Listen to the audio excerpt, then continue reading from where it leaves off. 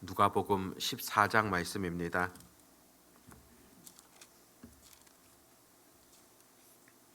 누가복음 14장 1절에서 14절까지 말씀입니다. 누가복음 14장 1절에서 14절 말씀, 우리 같이 하나님의 말씀을 읽도록 하겠습니다.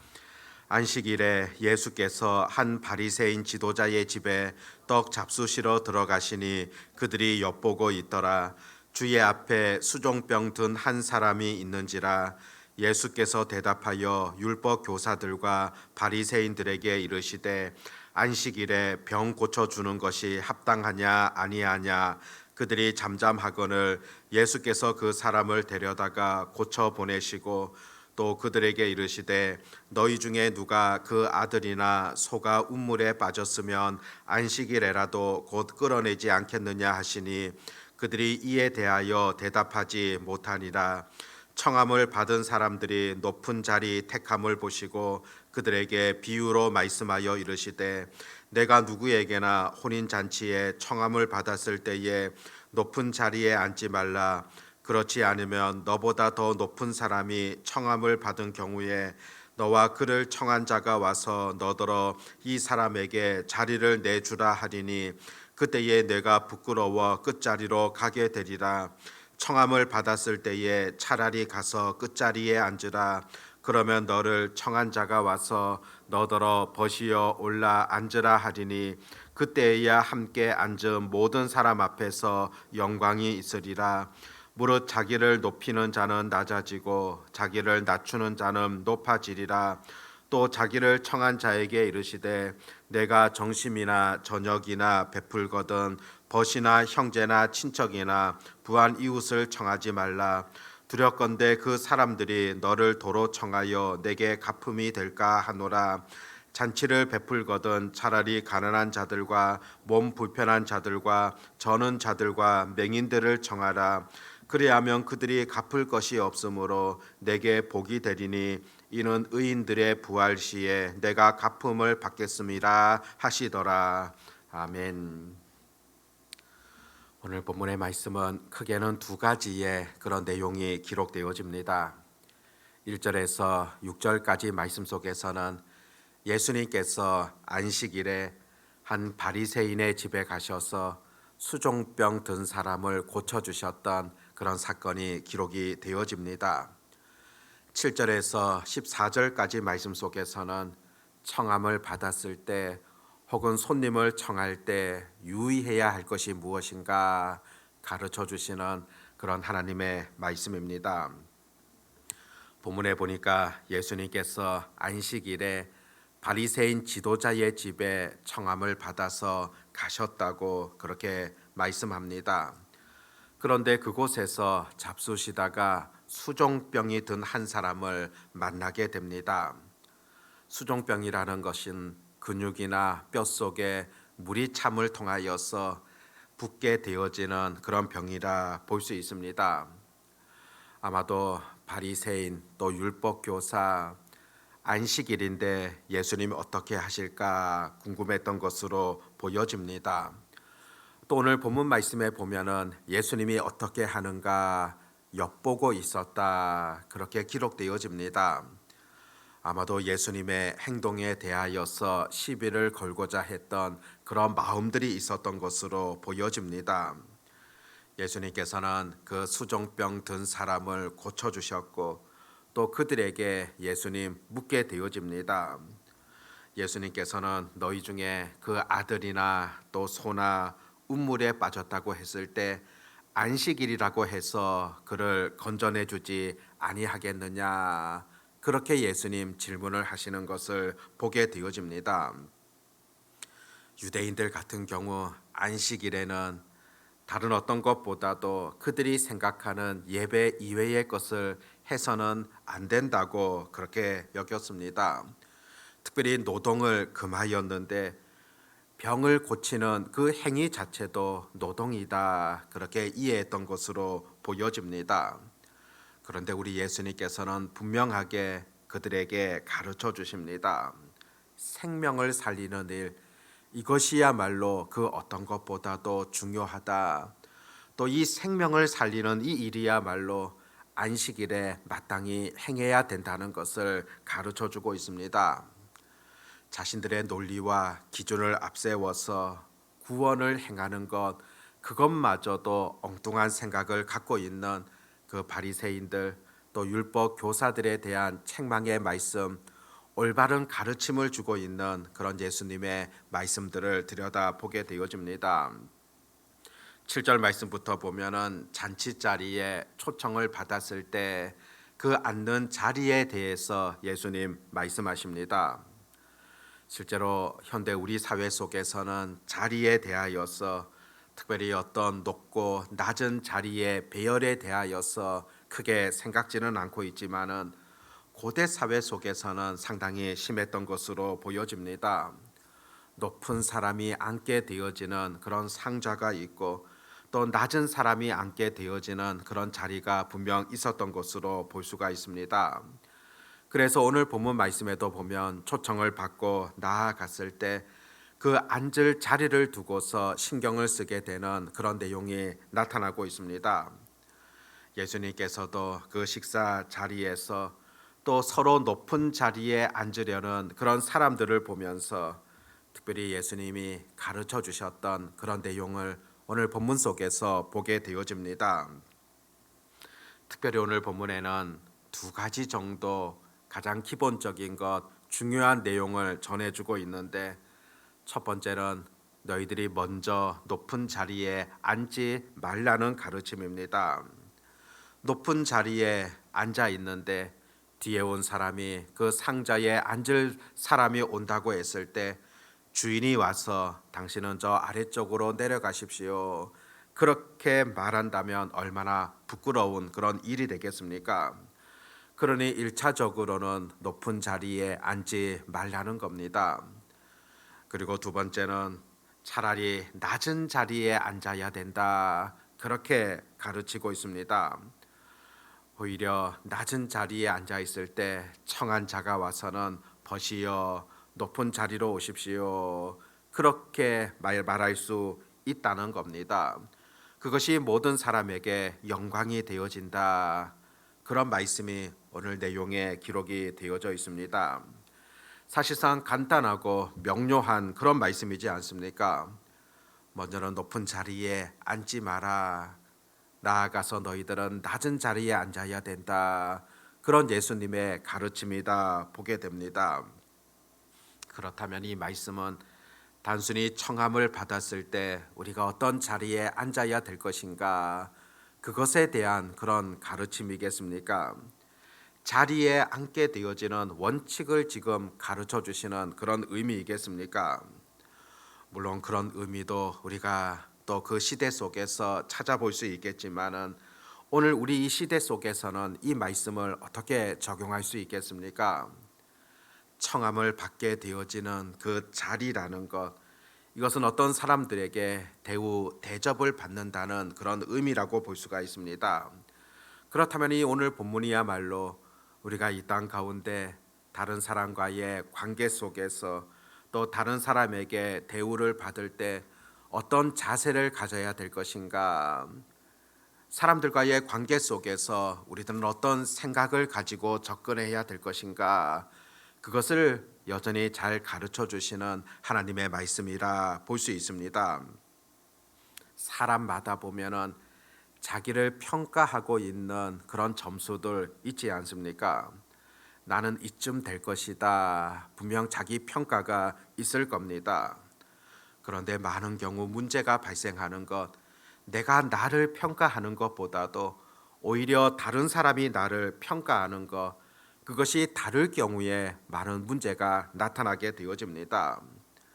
나는 나를 아주 대단한 사람이다, 그렇게 평가하는데 다른 사람들 객관적으로 바라볼 때는 그렇지 못하다고 했을 때 이것이 사람과의 관계 속에서 큰 문제로 나타나는 그런 경우들이 있다는 겁니다. 구체적으로 나는 나에 대하여서 그래도 한 80점 정도는 되겠지, 그런데 다른 사람들이 나를 바라볼 때는 너는 60점 정도다, 그런 경우들이 인간관계 속에서 얼마든지 나타날 수 있지 않습니까? 자기 평가에 따라서 어떤 경우는 존경도 받을 수 있고 어떤 경우는 망신도 당할 수 있을 겁니다.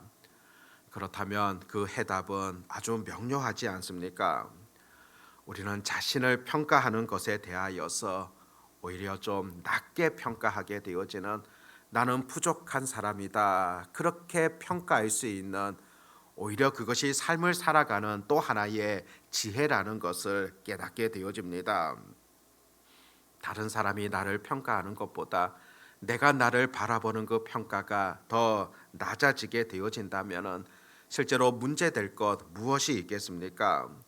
스스로 자신에 대하여서 과대평가를 하다 보니까 사람과의 관계 속에서 때로는 섭섭한 마음도 들게 되어지고 또 사람과의 관계 속에서 힘든 그런 경우들도 발생하게 되어집니다.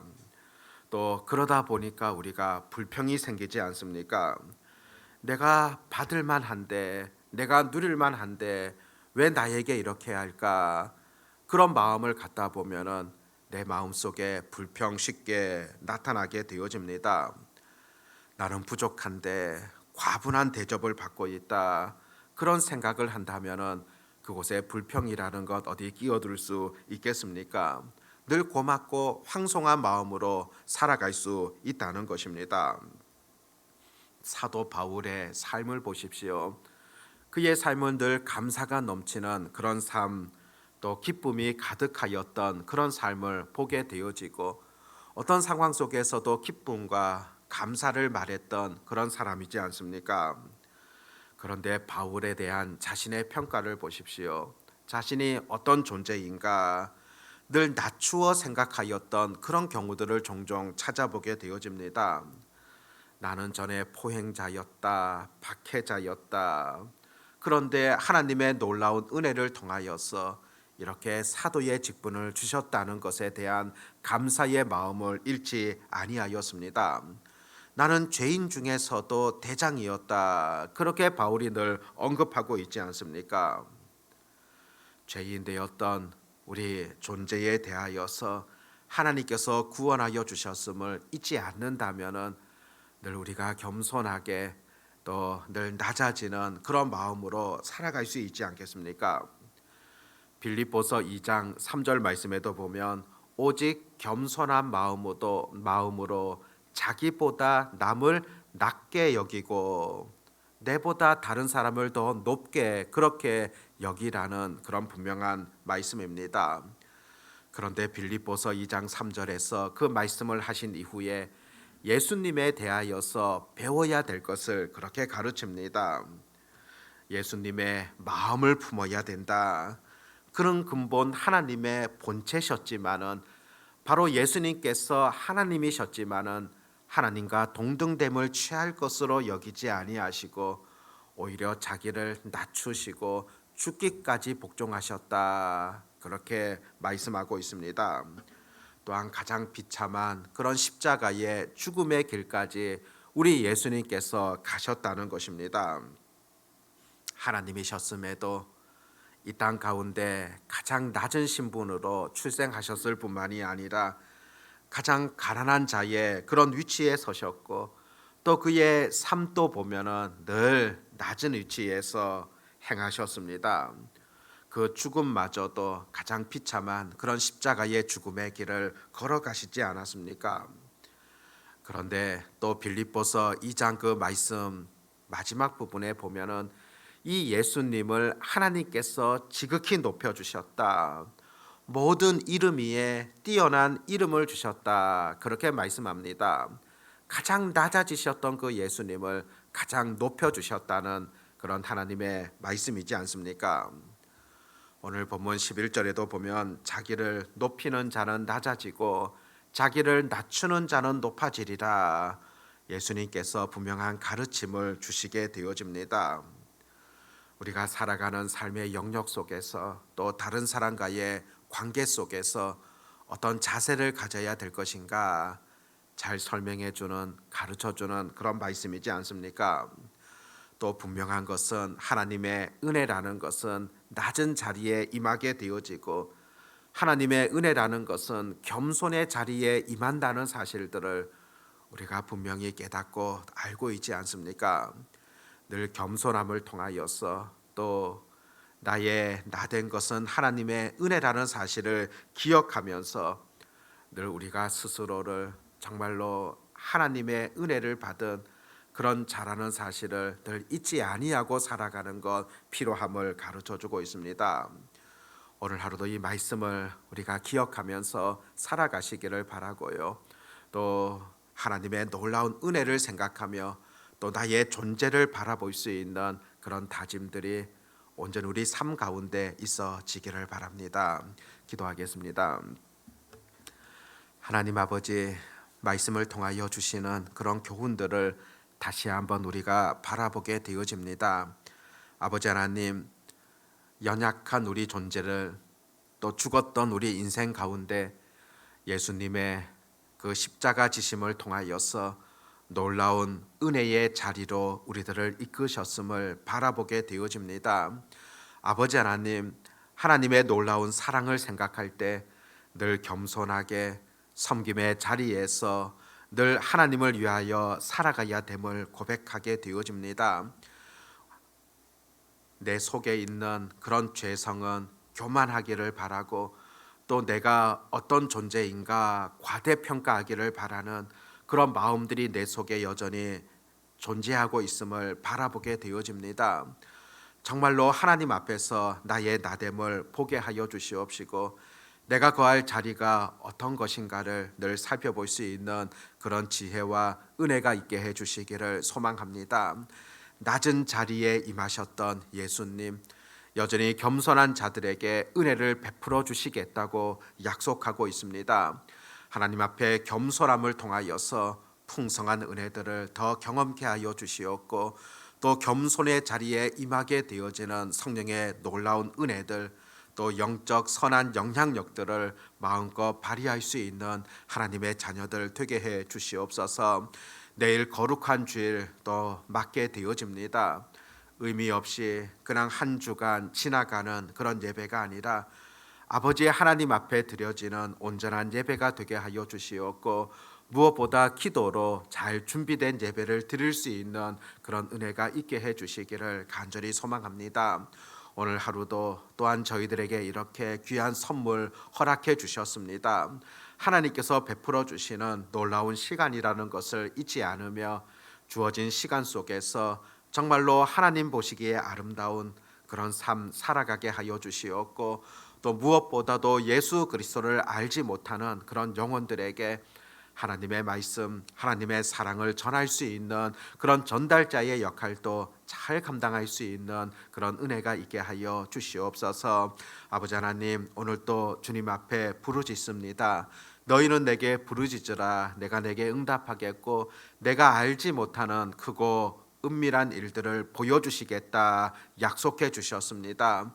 기도할 때 생각지 못했던 일들 나타나게 하여 주시옵고 또 기도할 때 성령 하나님께서 열어주시는 그런 길들을 체험할 수 있는 그런 하나님의 백성들 되게 해 주시옵소서. 오늘도 전능하신 또 우리의 길들을 선하게 이끌어 가시는 우리 주 예수님의 이름으로 기도드립니다. 아멘.